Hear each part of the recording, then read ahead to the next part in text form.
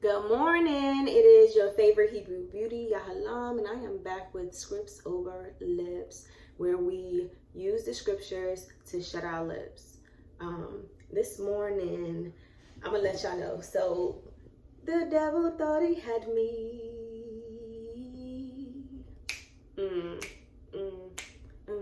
The devil thought he had me. He thought my life was over. All right, so this morning I woke up. Me and my husband, I saw him off to work or whatever, and I got straight to my workout. But after my workout, like, I literally just sat there and started scrolling for about, I don't even know the time, because you already know once you start scrolling, you're in this, death stroll where you're scrolling. And I was telling myself, like, girl, get up. All right, this the last one. All right, this the last video. All right, this the last article you gotta read. Girl, I was scrolling. So I am, so I got up. I was like, oh no, the devil thought he had me. He had me unconscious for a minute, but I am back. I was so excited to come here. I'm so excited to share this with you guys. Like, this is one of my favorite parts of my day, so I'm glad that I decided to do this. So without further ado, we're going to start off with our scriptures. And today we have Ecclesiasticus 23:19. That is in the apocrypha. We have Deuteronomy 30:15. That is in the King James Version. And then we have Deuteronomy 28:60 through 61. That is in the King James Version. So let's go ahead and get it started. Hey, if y'all already watched the last two videos, let me know if you guys, just let me know what y'all think about them in those comments. I had, my aunt called me and she was like, you know what? It sounds like you're talking just to me. And honestly, I'm not talking about nobody but myself. Like, every example, every thing that I said, it was, relating to how I used to do things and how I still do things. You know what I mean? I'm not pinpointing nobody. I'm not going, or thinking about anybody. We was talking about how gluttony can trick a lot of people. It can be thin, short, tall, fat, skinny, overweight, big bone.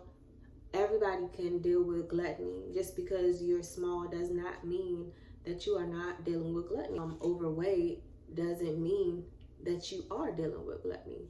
You know exactly what you're dealing with. That's all I'm gonna say. Like, your weight and your size, don't let it fool you. Just because you don't look like you're dealing with gluttony doesn't mean that you're not. Let's say it like that. This is a touchy subject for a lot of people, and I only decided to deal with it because I know that the only reason or the only way that I am able to deal with a lot of stuff is to talk about it. I'm a poet.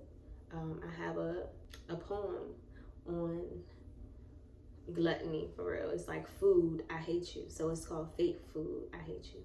So if you guys want to check that out, go to my Instagram. It is he_beauty. So, and it's yeah, I'm gonna link it in the description. I'm gonna put it in the description. But without further ado, yeah, let's go and get to these scriptures. So I'm gonna start off with Ecclesiasticus 23:19. Get my handy apocrypha. All right. And we at 23:19.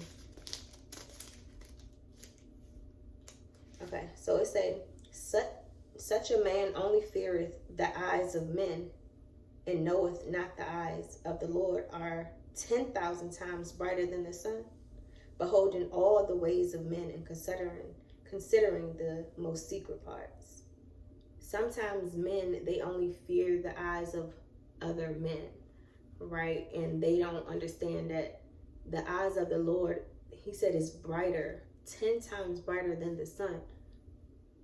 like, I can't even, the sun be too hot. So the eyes of the Lord being 10,000 times brighter than the sun, that means he sees all, right? And it says, knoweth not that the eyes of the Lord are 10 times brighter than the sun, beholding all the ways of men and considering the most secret parts. Just like what I was saying earlier. So a lot of people think that they're not dealing with this gluttony spirit because they are thinner. So in the eyes of men, it looks like they are not dealing with it, and that's all that matters. All that matters to them is what other people may think about them. So they really don't like hold it to a high regard that they are dealing with this thing. And I just wanted to remind a lot of people that, you know, it doesn't matter what other people think, because the eyes of the Lord are always on us, literally, like always on us. And he considered the most secret parts of you. He knows what you're thinking late at night. He knows what you're going through. He knows when you wake up at 3 o'clock in the morning to go get something to eat, knowing that you don't really need it. He knows how you feel, you know, when you wake up in the morning and you just dragging. He knows how you are using eating to get over your pain, to cover up your pain. So I love that. I love how it coincides. Like I said, the Most High is so grateful. I mean, I'm so grateful for the Most High because he is so near to me, so dear, and I love him so much. Y'all gonna hear me say that a lot because that's like that's in my vocabulary. Like, I love him so much, right? So yeah, so that was Ecclesiasticus 23:19. That's in the apocrypha. The next one we're gonna go to is Deuteronomy 30:15. Deuteronomy is after Numbers.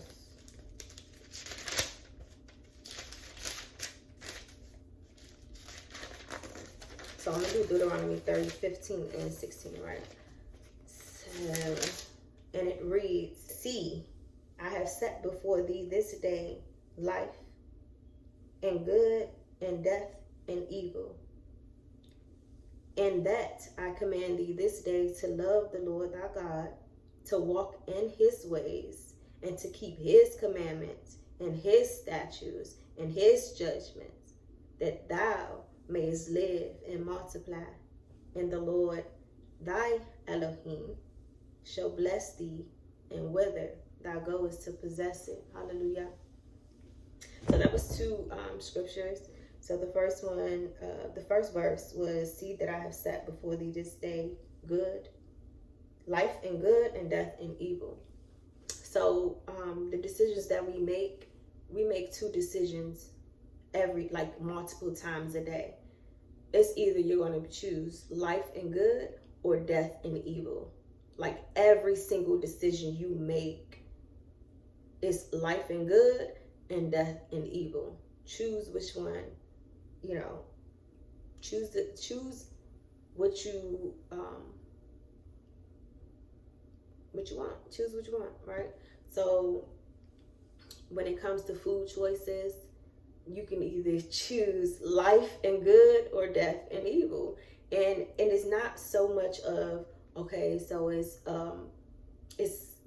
animal flesh, so that's death, because you know they ate flesh in the biblical days. Back in the day, they ate lamb, they ate, you know, venison, which is deer. They ate flesh. But it's saying life and good means eat modestly, right?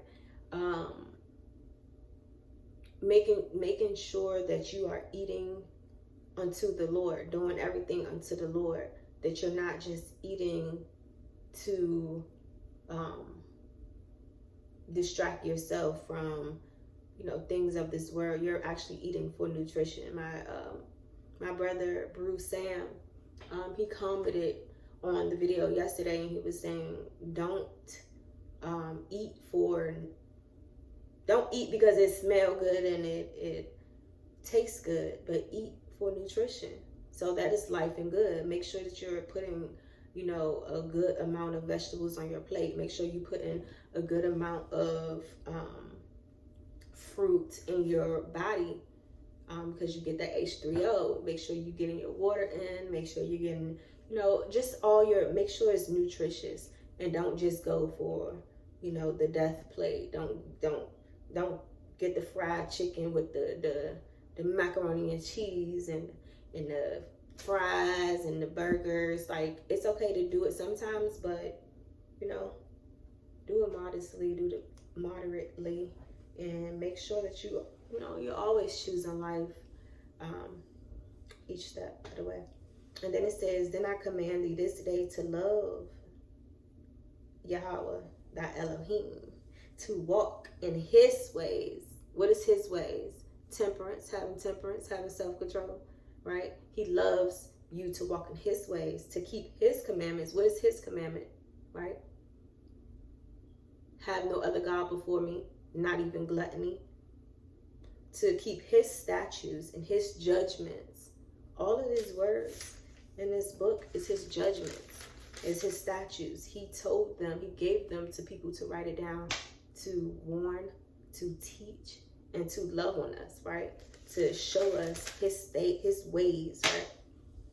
So, in his judgment, that thou mayest live. So he honestly wants you to live. He obviously wants you to live, and he wants you to multiply. And the Lord thy God shall bless thee in wherever thou goest, right? So we know we're in Babylon right now, and he can even bless you in Babylon. He can bless you wherever you are, right? If you're in a famine, he can bless you. You have to have self-control to not eat all the portions that he blessed you with, right? So me and my aunt was just talking about that yesterday too.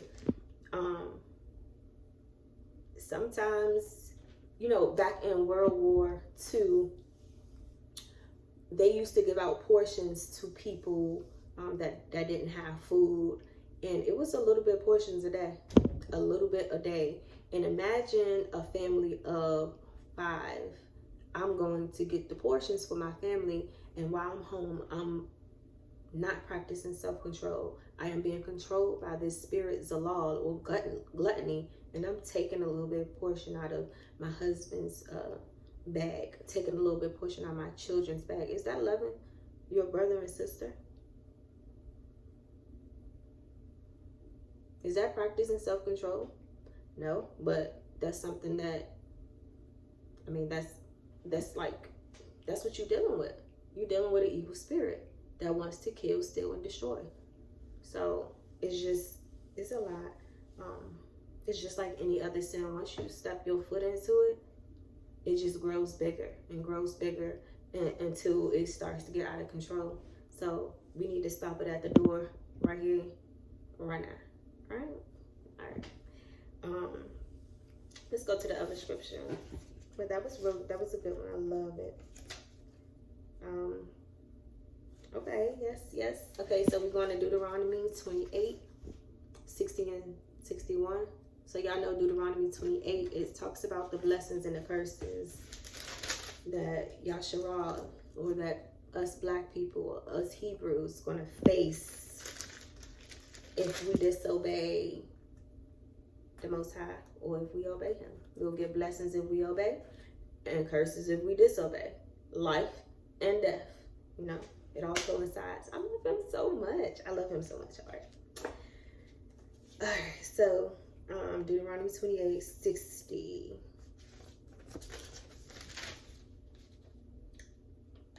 Moreover, he will bring upon thee all the diseases of Egypt, which thou was afraid of, and they shall cleave unto thee.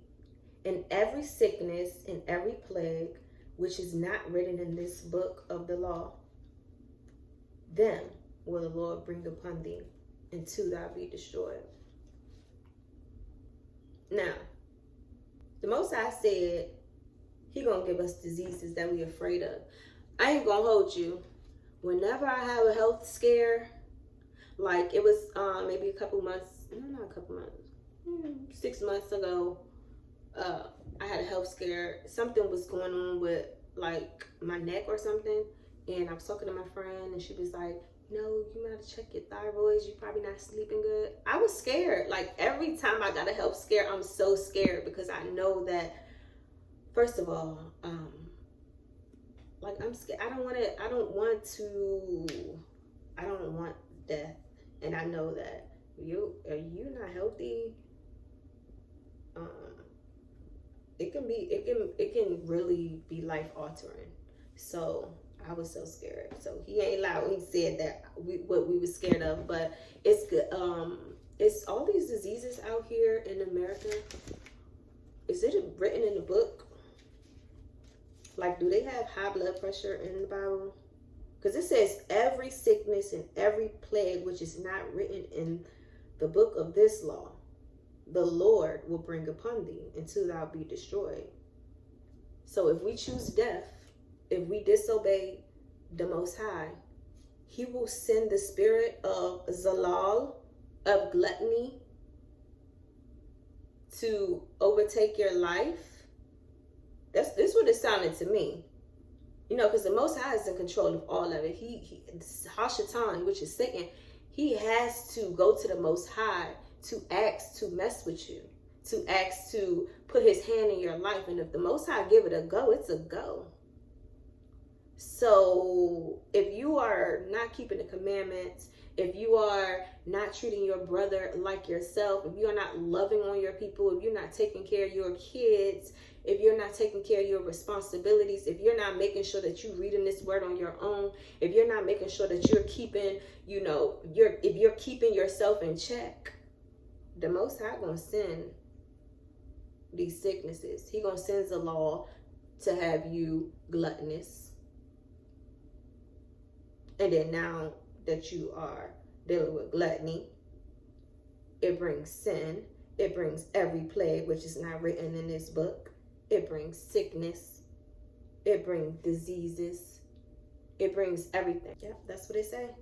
Moreover, he will bring all the diseases of Egypt, which I was afraid of. Yep, so if y'all haven't read Deuteronomy 28, go ahead and read it. Everything that's described in this chapter talks about us black people. And y'all know what they call us black. You say I am black, it's saying I am mourning in the Hebrew. I am black means I am mourning in the Hebrew. So we know we're Hebrews, right? So if you look in this Deuteronomy 28, look at all the plagues that God said he's going to send us. Look at all the curses that's in Deuteronomy 28. See what people will line up with. And I bet you will line up with us. Because we have the true and living Elohim. He does not play. He loves us just like a parent, but he does not play. Just like the parent you should be. Love your children, but don't play with them. Right? That's where we get it from. We get it from our Father, which is in the Shemayim, and he is the first one that don't play, right? So I'm going to go ahead and end this video. Just wanted to say the water, which is thank you in Hebrew, for joining. If you guys, like it. If you don't, then you won't. It ain't none of my business. But I would really love it if you subscribe to this channel. It's free and it helps me. So Shalawam, it is Yahalam. Bye-bye. And before I end the video out, I wanted to come back and tell you guys what the Most High just told me. Well, he told me yesterday to make sure that I said in the video today, and I did not. So he just reminded me. There's a famine coming. And just like I was talking about in World War II, there will not be a lot of food to go around. Start to fast often so you can build up that stamina, or you can build up that, you can build up that habit of not eating too much. Right? So Zalal, or gluttony, wants to have you eating a lot. So when you are in a famine, you'll feel like you're not eating enough, You know, sometimes hunger can change moods of people. It can have people kill other people, eat other people, and just, you know, be really selfish when it comes to sharing. But there is a famine coming. Meal prep now so you can learn how to weigh out your portions. Can start your garden. Take care of your garden. And be serious about killing this spirit. That's it. All right.